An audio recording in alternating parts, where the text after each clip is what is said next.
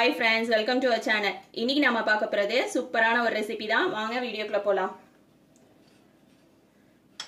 இப்போ நான் எடுத்துக்கிறது வந்து பீட்ரூட் கட் பண்ணி வச்சிருக்கேன். கேரட் கட் பண்ணி வச்சிருக்கேன். இது வந்து பச்சை மிளகாய், கொத்தமல்லி தழை, புதினா மூணும் கழுவி க்ளீன் பண்ணி வச்சிருக்கேன். பன்னீர் வந்து துருவி வச்சிருக்கேன். பீஸா சீஸ் எடுத்துர்க்கேன். சீஸ் ஸ்ப்ரெட், மயோனஸ், உப்பு, வெண்ணெய் இவ்வளவுதான். இதை வச்சு சூப்பரான மார்னிங் பிரேக்ஃபாஸ்ட் ரெசிபி செய்யலாம். ஒரு பேன்ல தண்ணி வச்சுக்கலாம். தண்ணி வந்து கொதி வரும்போது நாம கட் பண்ணி வச்சிருக்க கேரட்டை உள்ள சேர்த்துடலாம். ஒரு 3 நிமிஷம் போட்டு எடுத்துக்கலாம். இது எதுக்காக அப்படின்னாக்கா நம்ம இந்த மாதிரி பிளான்ச் பண்ணும்போது நல்லா ஸ்மூத்தா வரும். அரைக்கும் போது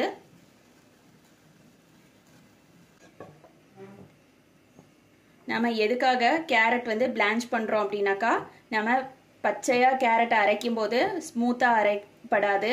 அதே நம்ம இந்த மாதிரி பிளான்ச் பண்ணோம்னாக்கா நல்லா ஸ்மூத்தா வரும் பேஸ்டா. அதுக்காக தான் இது அரைக்கிறது. 3 நிமிஷம் போட்டா போதும், ரொம்ப வேண்டாம். இப்போ 3 நிமிஷம் ஆயிடுச்சு. நம்ம கேரட்டை வடிச்சு எடுத்துக்கலாம். நான் மிக்ஸி ஜார்ல ஆட் பண்ணிக்கிறேன்.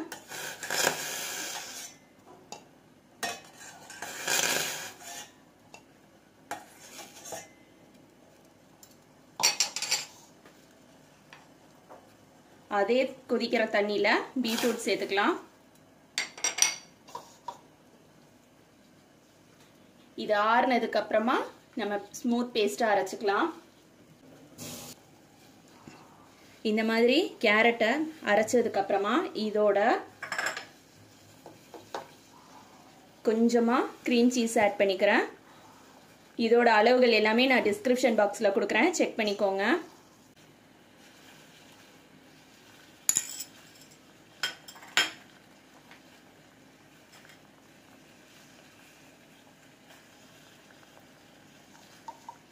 ஃபர்ஸ்ட் மயோனஸ் ஆட் பண்ணிட்டேன். இப்போ கிரீம் சீஸ் ஆட் பண்ண போறேன்.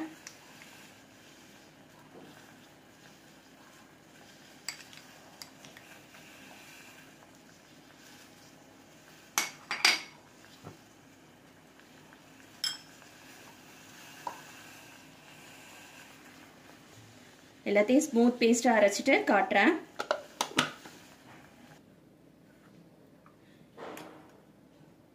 இப்போ கேரட் அரைச்சதை ஒரு பவுல்ல மாத்திட்டேன்.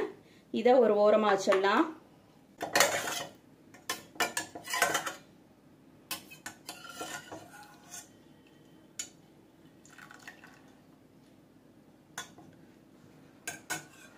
பீட்ரூட் பிளான்ச் பண்ணதை தண்ணி வடிச்சிட்டு மிக்ஸி ஜார்ல ஆட் பண்ணிக்கலாம்.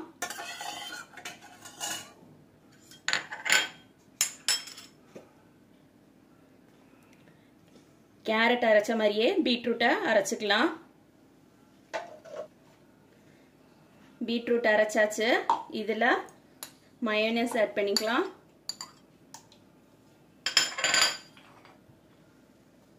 கிரீம் சீஸ் ஆட் பண்ணிக்கலாம்.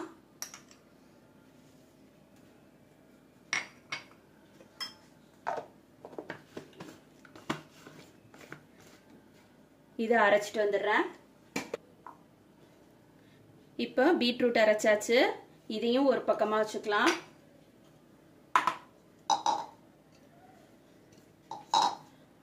ஒரு மிக்ஸி ஜார் எடுத்திருக்கேன். அதுல பச்சை மிளகாய், புதினா, கொத்தமல்லி தழை எல்லாத்தையும் சேர்த்துக்கலாம்.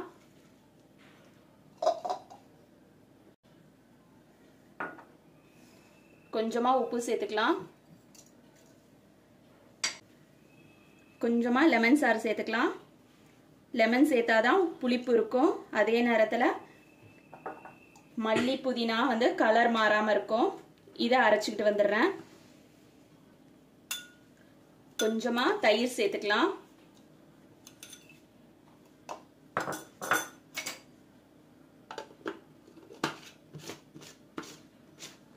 நல்ல பேஸ்டா அரைச்சிட்டு வரேன். இப்ப நம்மளோட இந்த 3 பேஸ்டும் ரெடி ஆயிடுச்சு. இதை ஒரு ஓரமா வச்சுக்கலாம். இப்போ நம்ம பிரெட் எடுத்துக்கலாம். பிரெட்ல ஃபர்ஸ்ட் பிரெட்ல நம்மளோட கேரட் பேஸ்ட் அப்ளை பண்ணிக்கலாம்.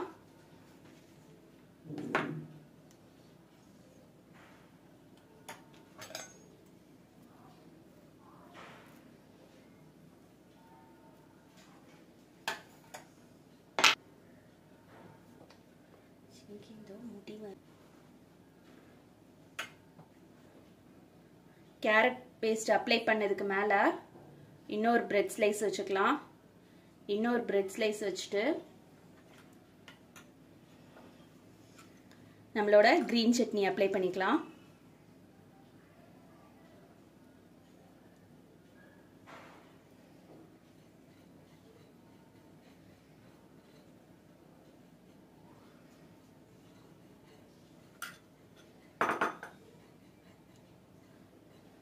இதுக்கு மேல இன்னொரு பிரெட் ஸ்லைஸ் வச்சுட்டு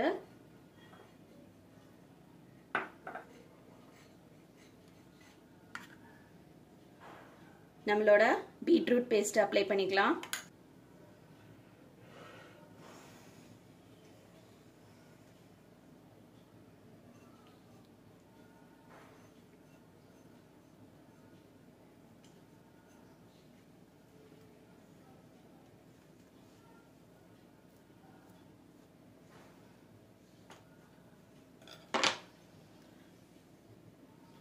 இன்னொரு பிரெட் ஸ்லைஸ் எடுத்து இதுக்கு மேல வச்சிடலாம்.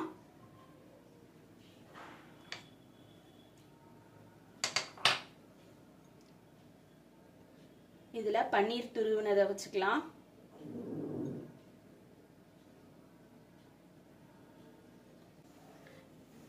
பன்னீருக்கு மேல பெரி பெரி மசாலா தூவிக்கலாம் கொஞ்சமா. சப்போஸ் உங்ககிட்ட பெரி பெரி மசாலா இல்லை அப்படின்னாக்கா அதுக்கு பதிலாக நீங்கள் வந்து மிளகாத்தூளும் ஜீரகத்தூளும் தூவிக்கோங்க. இதுக்கு மேலே துருவி வச்சிருக்க சீஸ் ஆட் பண்ணிக்கலாம்.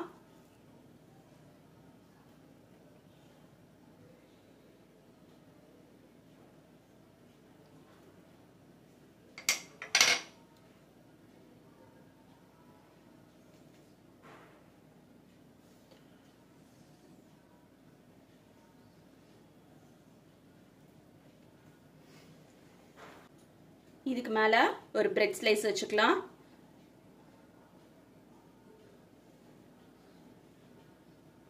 இது மேல வெண்ணெய் அப்ளை பண்ணிக்கலாம்.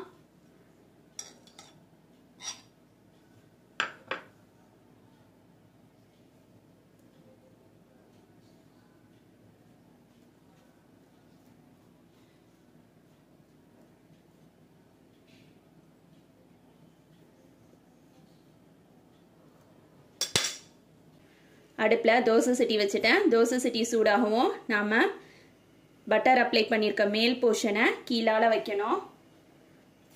இந்த மாதிரி நாம் மேலே பட்டர் அப்ளை பண்ணிடலாம். இப்போ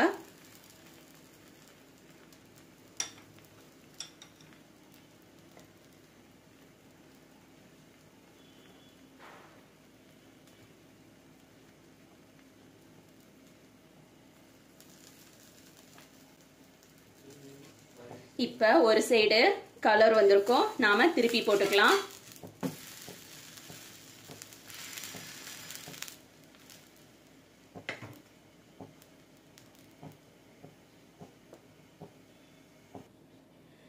இப்போ நம்மளோட பிரெட் சாண்ட்விச் ரெடி ஆயிடுச்சு. எடுத்துடலாம்.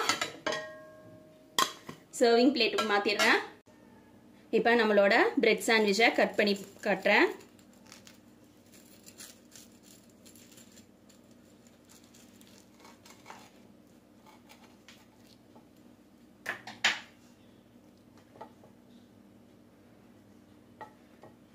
இப்போ பாருங்க, கட் பண்ணதுக்கப்புறம் எப்படி கலர்ஃபுல்லாக இருக்குன்னு சொல்லிட்டு.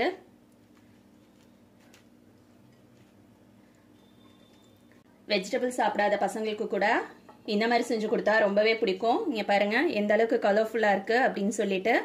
இதே மாதிரி நீங்களும் உங்கள் வீட்டில் செஞ்சு பாருங்க. இதுக்கு காம்போ பார்த்தீங்கன்னா டொமேட்டோ சாஸ் தான் நல்லாயிருக்கும். இதே மாதிரி நீங்களும் உங்கள் வீட்டில் உள்ள பசங்களுக்கு செஞ்சு கொடுங்க. தேங்க்ஸ் ஃபார் வாட்சிங்.